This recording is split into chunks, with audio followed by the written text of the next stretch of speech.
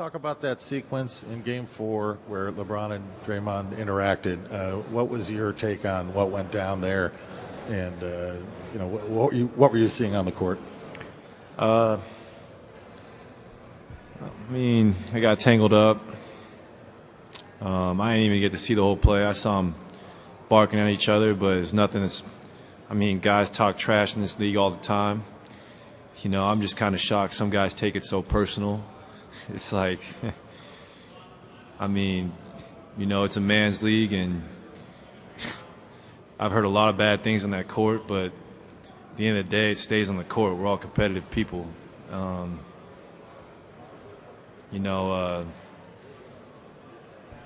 Trash talk it's a part of the game in basketball. I feel like it's part of any sport, especially this competitive.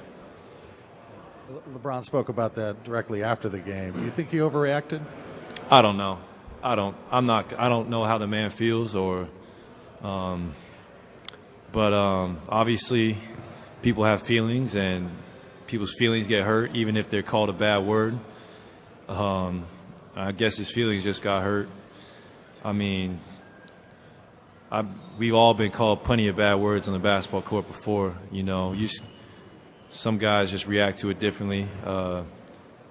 All I can say for myself individually, I just try to ignore it or just let it fuel the fire. But I don't carry it with me when the job is done. Joe on the left side.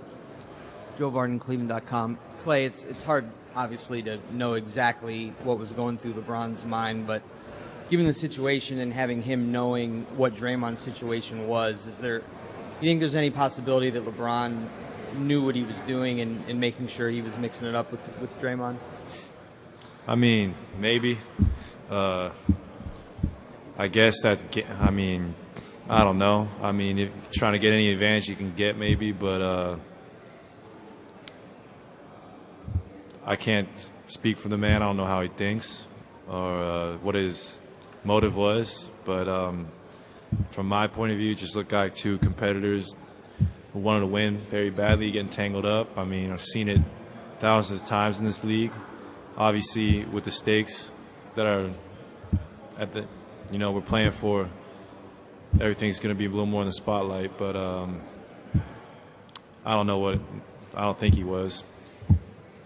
Steve in the back. Steve Ashburner, NBA.com.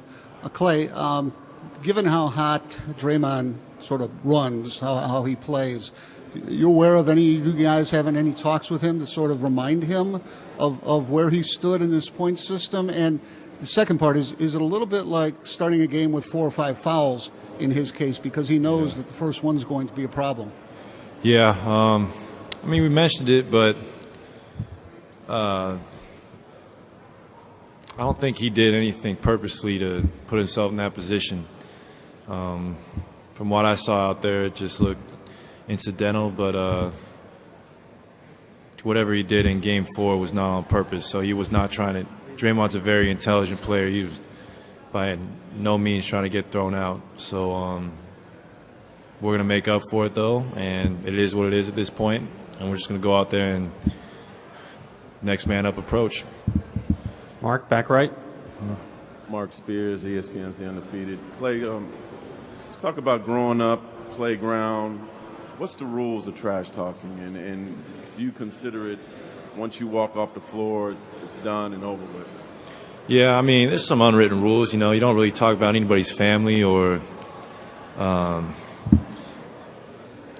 that's probably the biggest rule. You don't bring any outside factors into it. But if it's just, talking man to man, at least when me and my friends playing, growing up, AU circuit, whatever, if it was something you said to another individual and it was going at their character or whatever, but it was just about them, you can live with that. I mean, I grew up with brothers too, so when we would play, I mean, we would always try to put each other down, and I grew up with a lot of friends close in age, we were competitive, but you just, like I said before, don't bring anybody's family. That's the only time I really cross the line, bring someone's family into it or talk about race or gender or something. But when it's just a bad words or something, or some cuss words, man, it's emotions. You let it go and you let it stay on the court.